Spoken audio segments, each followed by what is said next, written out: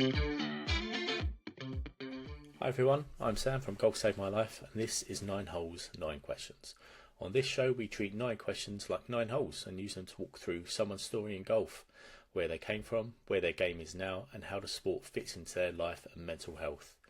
We split the round into 3 parts: holes 1 through 3, where we focus on your golfing origins; holes 4 through 6, where's your game right now and the grind we're all working on; holes 7 through 9, we focus on mindset, pressures and life off of the course. If you love honest conversations about golf, blow-up holes, breakthroughs, and the way this game for both tests you and save you, you're in the right place. Let's head off to the first tee. This is 9 Holes, 9 Questions.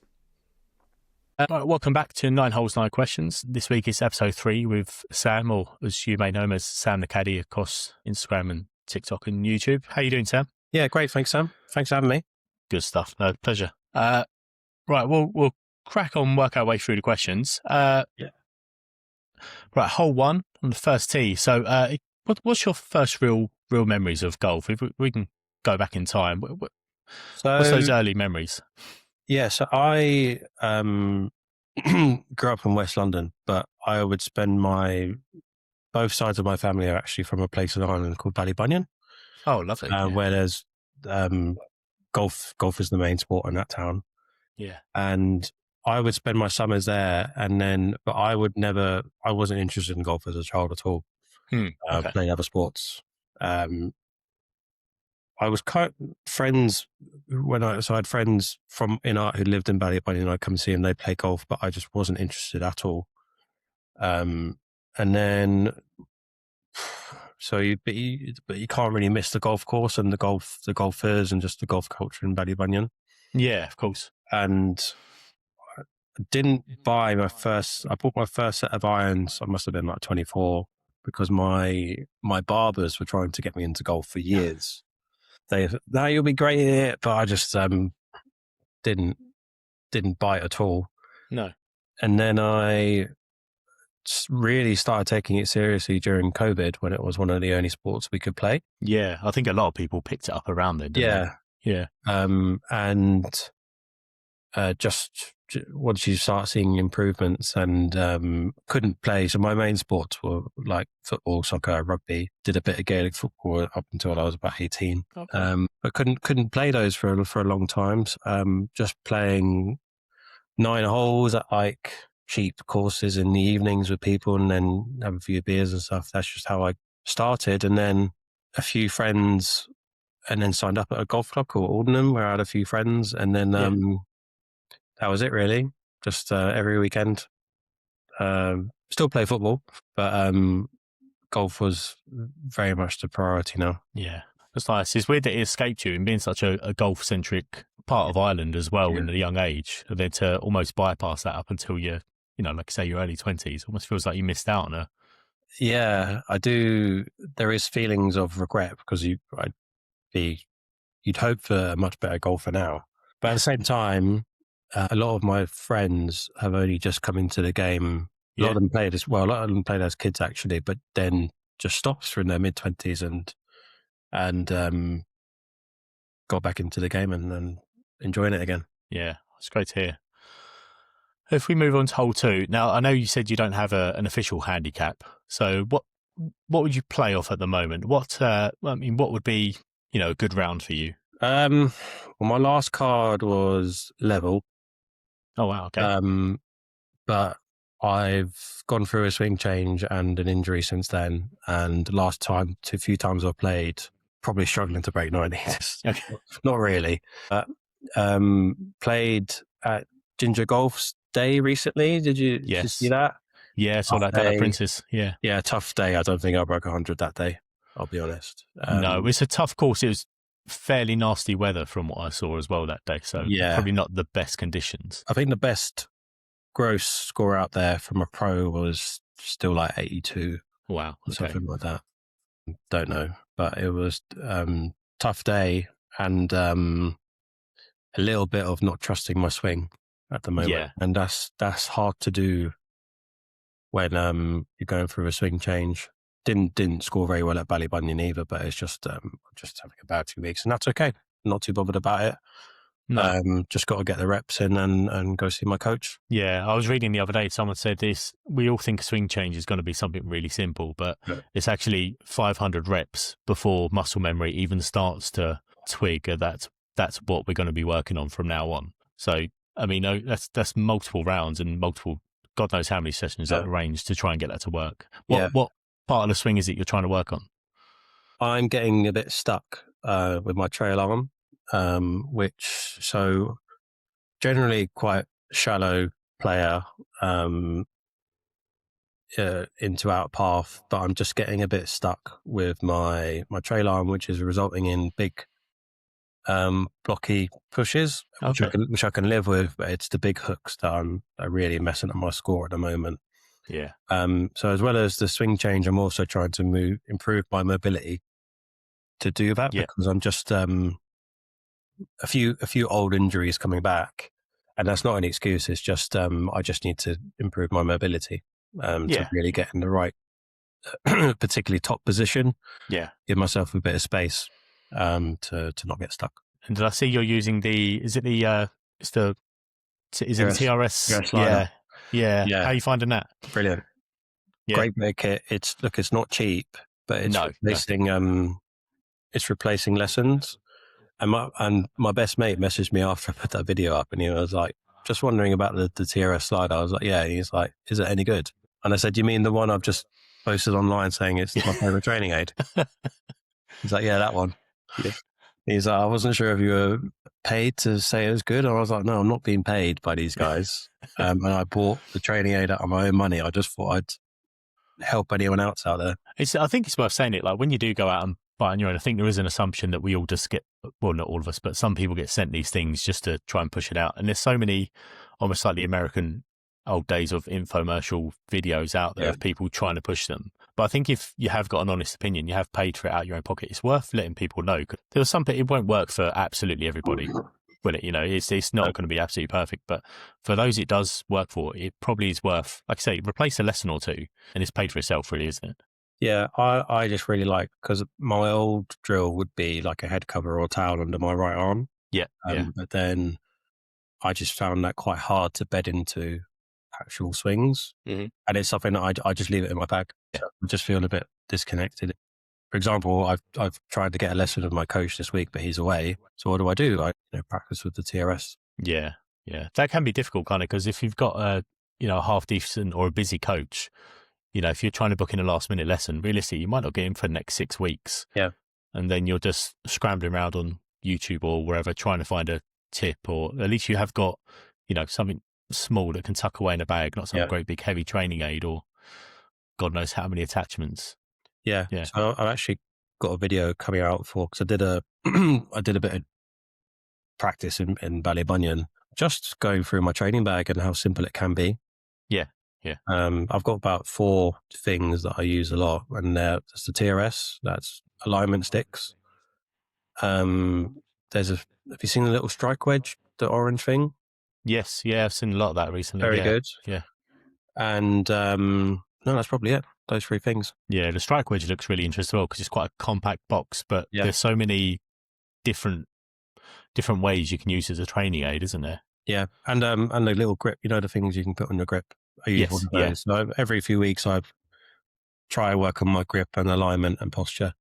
Yeah, it's great tips to have. Grip especially. I have the same. It's like a little clip on that you can put on the top of the grip.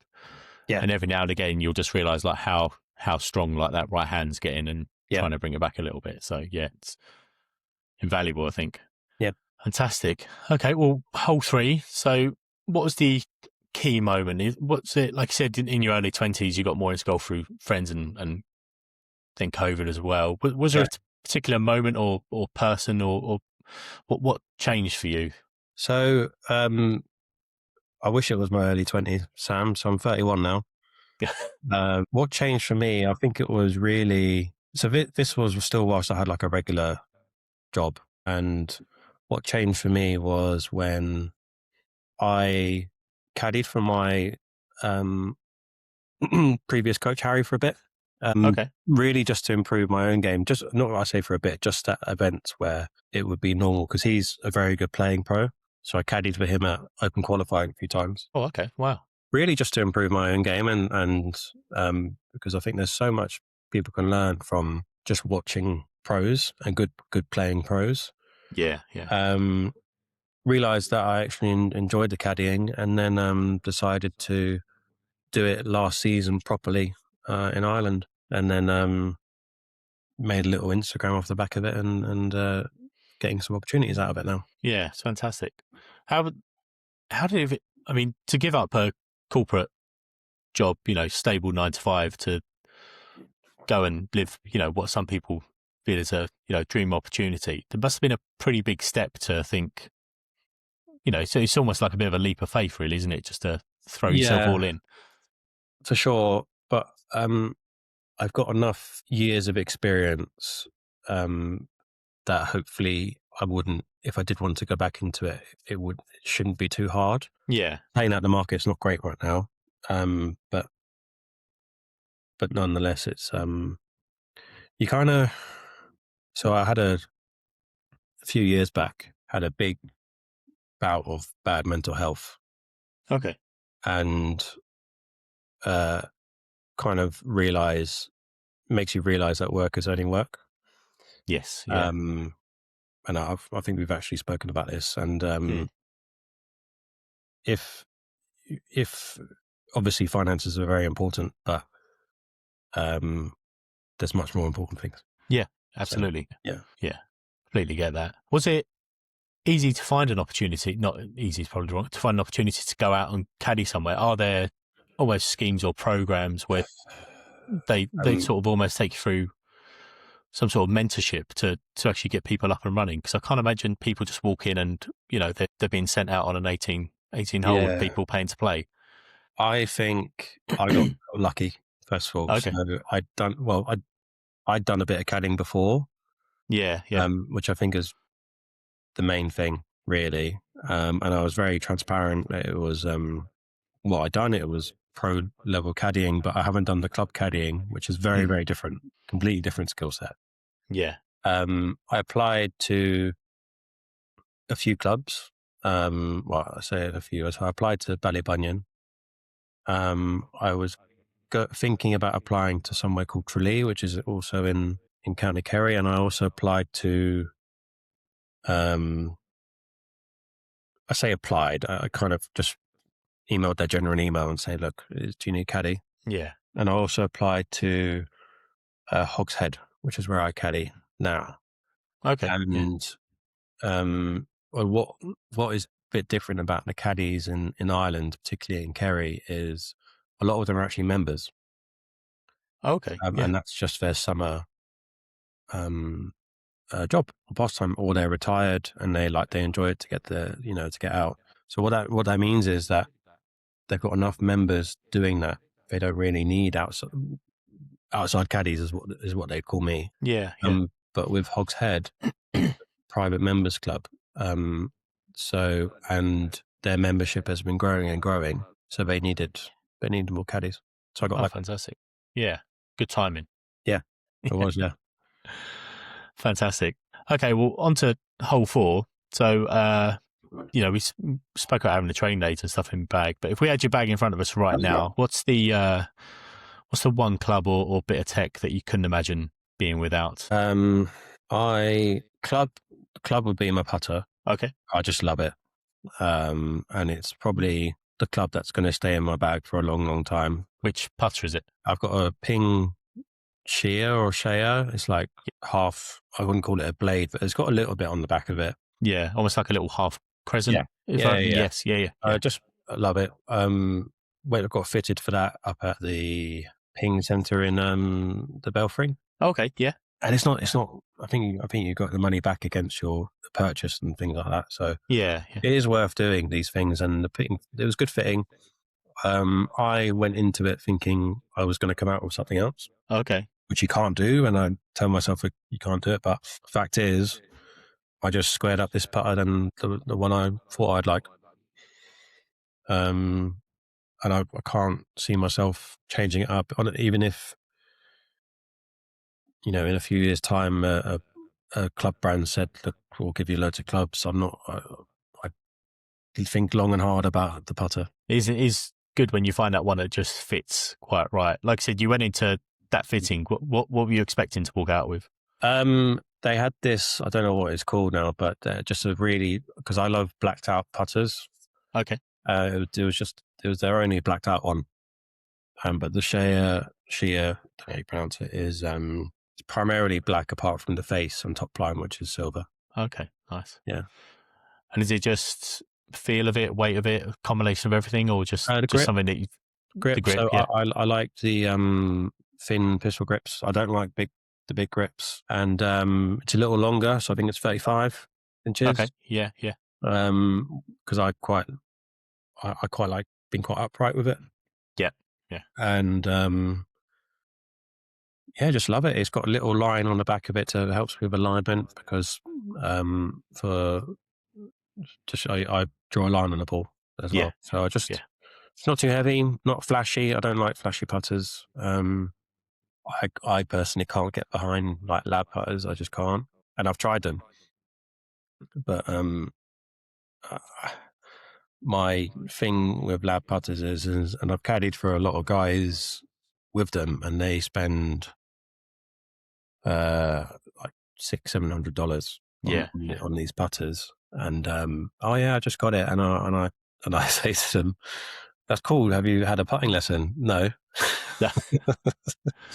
I think it's dangerous when you're buying them off the shelf as well, because they're so specific with like their lie angle and their heights and apps and the weighting of them as well. I think if you're buying them off the shelf, it's quite a big waste of money. I think even if you do that, I think they do an online fitting or remote fitting as well. I think it's at least at the very least do that, because have you tried one? I have a DF3 that sorry, of course, Sam, you've got one, yeah. That, so there is Lab kindly sent me. But when I went through the process of doing the fitting as well, brilliant. Because otherwise, I just thought, what's the point in buying a tool that might not work for me? It might be an inch too short or half an inch too long or something. But but I'm a very different golfing ability and need an awful lot of help and forgiveness in my game. So I if they had that technology in my putter, I'd buy it tomorrow. But there is something in it, and it's very hard. It is actually very hard to turn the face on them. Yeah. Even if you try, because I have tried it with other people's putters, and there is something in it. But I just I don't like the center shaft. Can't get behind it, and just that amount of mass behind the ball. Yeah, they're a very big head, aren't they?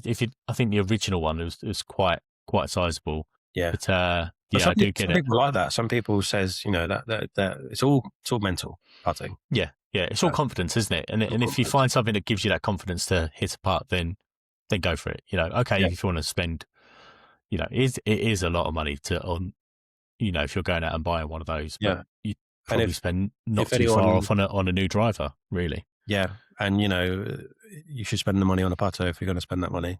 Yeah, definitely. But if anyone listening wants to improve their putting, there's a book called Putting Out of Your Mind by Bob Rotella. Yeah, that will save you a couple of £100. Yeah, and great books, really good books. Right. I read that book in about 2 weeks, and I would have lost a couple shots in those few weeks just from reading that book. Yeah, it's definitely worth a read. Hole 5. Practice versus real life. So we spoke about swing change. So what's your week to week look like? What are you actually working on at the moment? Is it practice playing? Are you up the range hitting balls, or how structured is it for you? So I like to I don't really get on with regular driving ranges. Why I say that is because I just find the noise quite a lot, and you also are pressured to buy a lot of balls because your mind is like, was £9 for 50 or £11 for 100.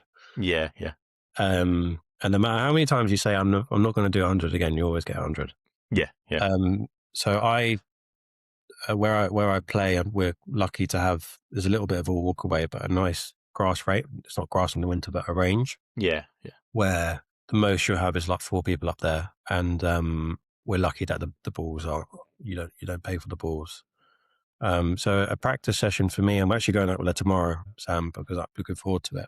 So practice for me is probably up to, on a good practice day, which might be like 3 hours. So I'll go up to the club and work in between these sessions. Okay. Yeah. So I'll go chip and putt for a while, and that's not really anything too technical or drilly. It's just trying to keep my touch going. If I am chipping badly or putting badly, then that's when I'll get a bit more technical. Yeah. I just really try to focus on keeping things quite feely. I'm very much a feel player, because I don't with positions, and I've tried it. It just didn't work for me, to be honest. No. So just keep things moving. And when I practice the feel part, but also the mental part. So the mental part for me is trying to think about the target only, and trying to hit the ball as quickly as I can, if that makes sense. So I find that I play a lot better the less time I'm standing over a ball. Yeah. So keeping out of your head, because I've been up the range God knows how many times, and it's probably a lot less time than I think it is, but at some point you think to yourself, it's like, I do actually need to hit this, or I've wiggled that club one too many times, and then your brain's not actually focused on where that target is gone. You're thinking about, I'm being too slow, I'm holding up people behind me, and if I ever get to that point. So one thing I'm actually working on for my mental game is, if I ever get to that point, is to step out, because no one likes slow play. But the fact is, a bad shot is slower play than just resetting and taking 20 seconds to hit the ball and hit a good shot. Yeah, definitely. Net time saved. And then so then I'll probably go back in, have a cup of tea, do some work, and then head up to the range with my training aids, and only really practice swing stuff with my 7-iron and my driver. And then if I'm doing anything in particular, like wedge yardages, I'll actually do that in a separate session, because otherwise you're doing too much. Okay. Yeah. Try and condense it in, and I go into each session with, okay, I want to work on this today. Yeah. And it's only going to be 1 or 2 things max. Yeah. So like that 7-iron or driver session, will you just think, I'll work on just ball flight, or just, like say if you're using that TRS slider, you think, I'm just going to work X amount of balls on trying to feel not getting blocked or whatever. Yeah, exactly that. And if I hit bad shots, but I'm doing my drill, it wouldn't bother me. No. Because it's like when you go for a swing change with a coach and you start topping them and shanking them, and that's just part of the process. And to be honest, it's probably a good thing. It means something's changing. Yeah, it's something different to what you're doing, isn't it? If you end up, if the ball goes exactly the same way as it was before, then is it really working? Probably not. Or you're not doing it right. Yeah, and then if I have time, I'll go play 3 or 4 to see if it's bedded in. Yeah. So will you play them in a mindset of trying to score on those 3 or 4 holes, or will you do it just purely just to feel the swing and the way it's working? Yeah, just to make sure what I'm working on has sunk in a little bit. It doesn't have to be done, but sunk in a little bit. No. Yeah. And just getting that on-course trust. Yeah. I think that's where we really earn that practice. I think that's the only real way that it's making it real life, isn't it? Because we can all hit off a flush bit of square grass, but the reality is there may be a ball up against a tree root or whatever else. It makes it a bit more real and actually applying it to your scoring. Yeah, and there's pressure on a shot. Yeah. So like, it's winter now, and it's tough. It's tough out there, and you're losing balls from good shots, and playing, not so much now because I got knocked out the last match, but we were playing a lot of matches, more matches than casual play. Yeah. And that's pressure. Yeah. 100%. It's not really pressure. It's like just a club match, but you do want to win. Yeah, of course. Yeah, there's bragging rights at the end of it, isn't there? Yeah. Really? Yeah, brilliant. Thanks, Sam. Okay, hole 6. So blow up holes. So talk me through it. What's either the worst hole or shots, or and what's going through your head when you look back at that moment now, if there is one? So I've got two. Go for it. I'm not sure which one's worse. I'll tell you. So they're both in medal competitions. So Okay. you can't pick up. You can pick up, but then you're not returning the card. Right. And my first one was in Ireland at Dingle. Fantastic golf course. Yeah. If anyone can go. But there's a par 3, might be the 4th or 5th. And on this day, I was playing with 2 Irish lads. I didn't know them. And anyway, I got a 9 on the par 3. Massive, I think I was playing 180 yards or something. Massive wind straight off the right. I hit a draw, doesn't help. And then lost. So I hit one, got kicked. And then the lads, one of them both of them were members actually. And because I played in you could do open comps in Ireland. Yeah. And one of them was like, look, you might have to hit that again. I didn't think it was too bad, but you might have to hit that again. Okay, cool. So they hit again. Couldn't find either the first 2. Oh no. So ran back to the tee, behind or waiting there. Oh. And you say sorry lads, and they were like, look, we've all done it on this hole, don't worry about it. Yeah. Hit a good shot, and then I'm waiting for a signal from my playing partners, like have they found it or they're not, nothing. So then I hit a 4th. Luckily we found my 3rd. Oh good. Yeah. But there was like heather down the left and hacked it out. So 5 off the tee. Jesus. Down in 9. Oh. And the other one was at my home club, Ports Park. I got an 11 on a par 4. Okay. And that was another one where I was hit 4 off the tee. Because I don't know what was going on. It was mechanical and physical, but I just couldn't stop hitting this big hook left, and there's trees down the left. And anyway, which one did we find? Found the 4th one. Found the 4th one, yeah. And then got down an 11. And yeah, but it wasn't. I actually scored quite well from there and in. But it's good because those holes really can increase your resilience to bad holes. Yeah, I was just going to say, I mean, where's your head at on that 4th tee shot? I mean,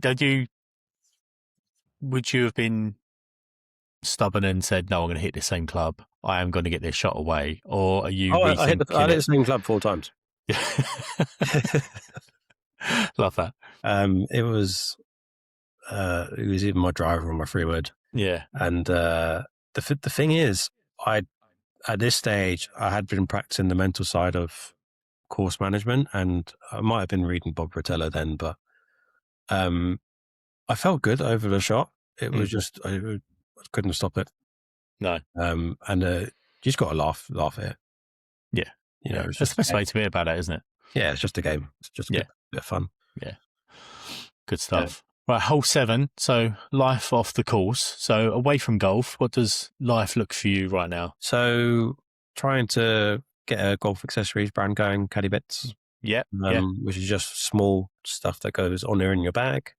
Yeah. Love the Guinness teas that you. Yeah. Yeah, they're amazing. I need to get that website.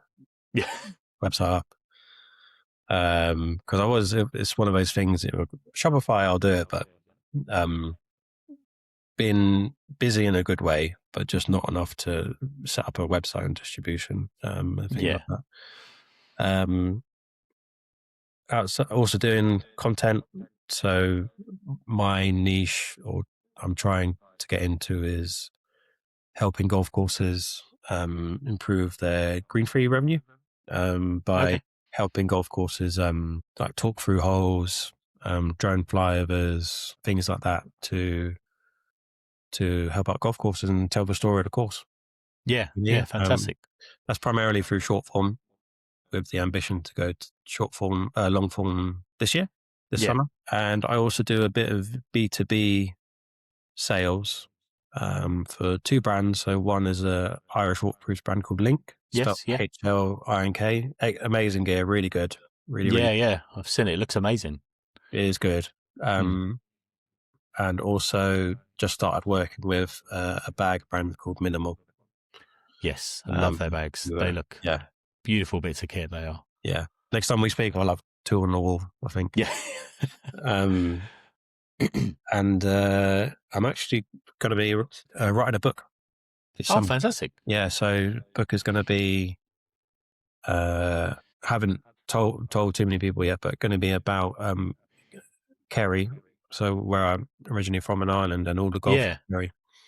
Oh, And we're going to be fantastic. talking about the big courses and the little courses. Yeah, wonderful. From Yeah, what perspective is it just your journey through exploring, or is it the history of it?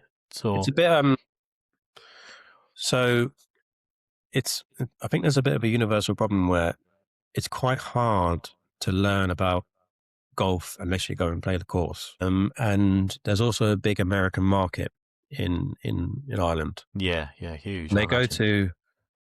they go to the big courses, but there's there's an abundance of little courses that are also worth the trip. Yeah. So I'd like to help those courses out, as well as tell the story of Kerry and the history there, and yeah, just love it there. Oh, So fantastic. Just revealing all those hidden gems. yeah. Yeah, fantastic. I love that. It's a great idea.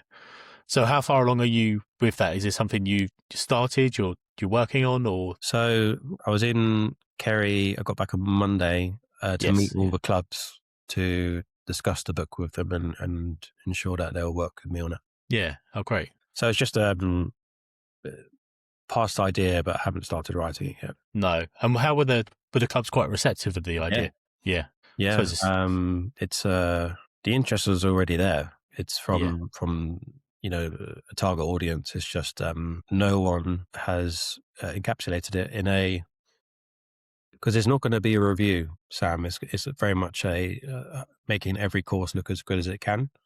Yeah. Um, Giving them their own story. yeah, Yeah. a chapter per course, and then also going to be doing chapters on Kerry history. Gaelic football is massive in Kerry, so I'd like to talk about that and Yes. the history and Yeah. where to stay, how to get around. Local festivals you should try. Yeah. That's such a great idea. I think it's brilliant. Thanks. Oh, can't wait to see it.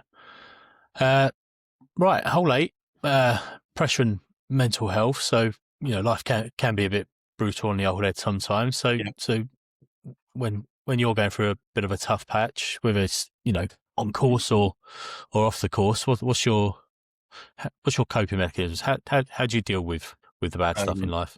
Getting outside is massive for me. Yeah. I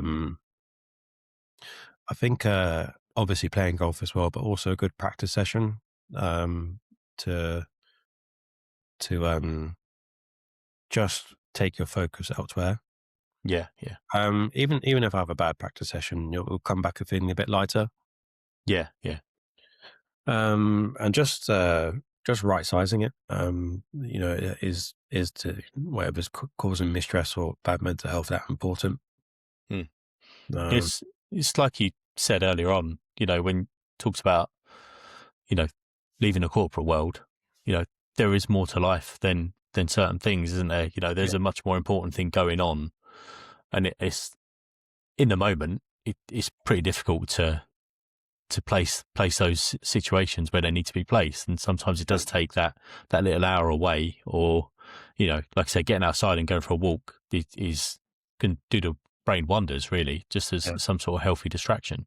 Yeah, leave my phone at home. Yeah. Just go for a walk and come back with some ideas, really. Yeah. If I'm struggling with sleep, I might write a list before I go to bed of things I have to do tomorrow so I don't worry about it at night, or a good stretch. That's a really good one. The Yeah. list, I never thought about that. I suppose it helps your brain map everything out, doesn't it? And then you're not having that broken sleep worrying about everything. This isn't actually, but I keep a little notepad like this with me all the time. So then I just writing it down tells my brain that this is a tomorrow problem, or this is a this evening problem, and it's not going to be Yeah. forgotten about. Yeah. You're just cherry picking it out of here and putting Yeah. it somewhere else for you to deal with when it's more appropriate. Yep. And it's a brilliant idea. Fantastic.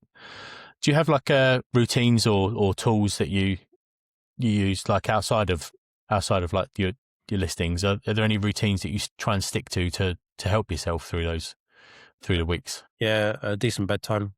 Yeah. Get up when your alarm goes off. Yeah.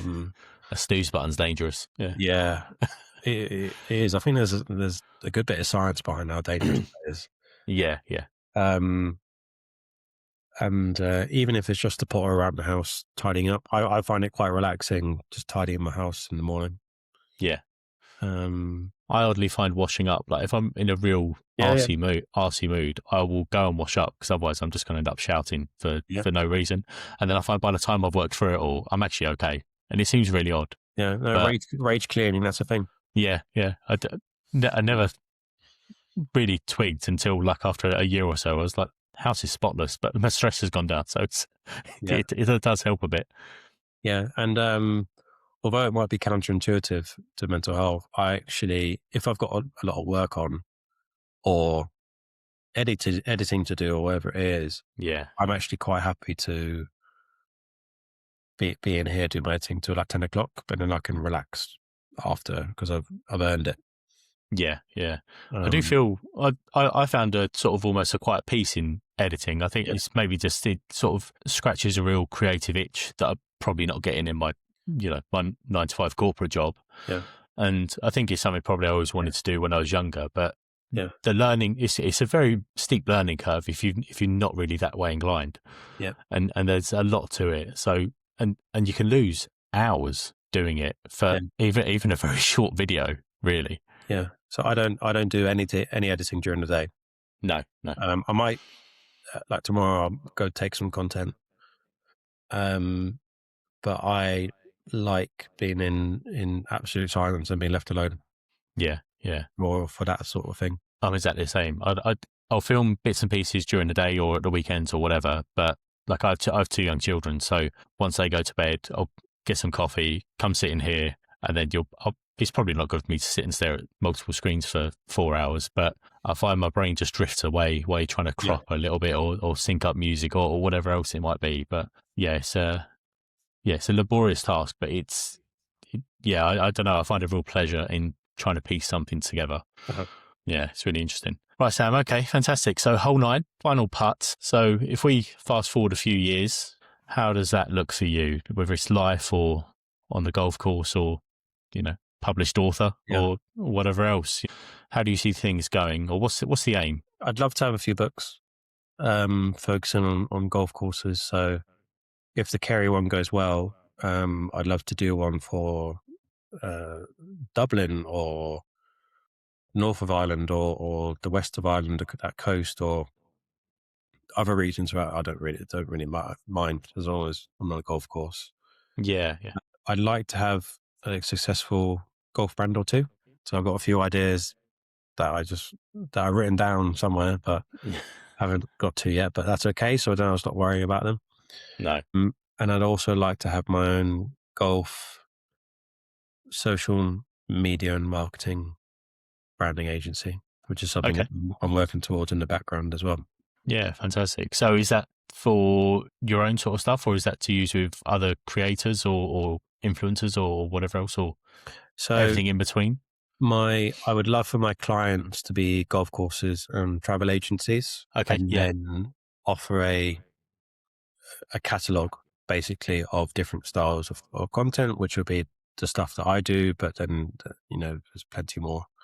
And it's whether it's drone flyovers with nice music, or if it's playing signature holes. It's different strokes for different folks. Yeah, of course. Yeah, it's not all, different styles of courses. Certain things aren't going to work for everyone, are they? So oh, fantastic! Sounds like such a great idea. And what about in terms of your golf game? Where do you see that being in, let's say, 3 years? I would love to enter the Open qualifying 1 year. Okay, but I think you need to be +2. So Yeah, I'm not sure. I think the criteria is either pro or you register as a pro, don't you? Or okay, +2. Yeah. How far Yeah. off do you think being down to +2? If I can sort my long game out, I think I'd be pretty close. But I'm very happy with my short game and IQ. Yeah. But I'm putting myself in too many bad spots off the tee. Is that something you're going to be working on to try and get that down? Do you think that's the big, not the big bit? Do you think that's the piece that's holding you back from getting into those pluses? And I was actually thinking about this the other day. Like we were just talking about my practice routine, and I work up. And by the time I get to drive, I'm usually quite tired. So maybe I need to work down because my driving is by far the worst part of my game. Yeah. And my friend Alex and I, we played in the winter foursomes at the club. So one of you tees off on odd holes, one of you tees off on even holes. And our strategy was the holes that I hit driver the least. That was it. Okay. No. It's a good point though, isn't it? Like, I think we all work up from our wedges and through our bag, but really the driver needs, that's probably got the most momentum of your body, getting a full swing and probably using the most energy. But for amateur golfers, the biggest difference is the driver, in my opinion. And there's a great analogy where it's your short game is how low you score, but your driver or your long game is how high you score. Yeah, like that. Yeah. So I'm quite a scrappy golfer in terms of I'll grind out a lot of pars and grind out a lot of bogeys where it should be double. Yeah. But I would love to change that. Yeah. Sure it will, mate, with the way things are going for you. Fingers crossed. Yeah. Thanks. Okay. Well, that's everything in terms of questioning, Sam. I think you've been fantastic. If you wouldn't mind telling everybody where they can find you across social media or everything in between. Yeah, sure. So pretty easy. SamTheCaddie. And I'm on Instagram, TikTok, and I'm going to be starting a YouTube probably this year. Fantastic. Can't wait to see it. Lovely. And look forward to seeing the book when it eventually gets here. I'll get it out to you, Sam. No problem. Well, lovely. We sign it and then I can keep it just in case it's worth a few quid in a few years. Yeah, exactly. Brilliant. Okay, Sam, thanks for your time. I really appreciate it. And all the best, mate. Thank you. Cheers. All right. That was another round of 9 holes, 9 questions. Huge thanks for listening. I hope their story in golf and everything behind it gave you something to think about in your own game and your own life. If you enjoyed this episode, it really helps if you follow the podcast, leave a rating or review, and share it with a golfer who you might feel will get something from it. You can find me over on social media as Golf Saved My Life. Come say hi, tell me your favourite hole from this episode, or let me know who you'd like to hear on the show next time round. I'm Sam, this is 9 holes, 9 questions, and I'll see you on the next tee.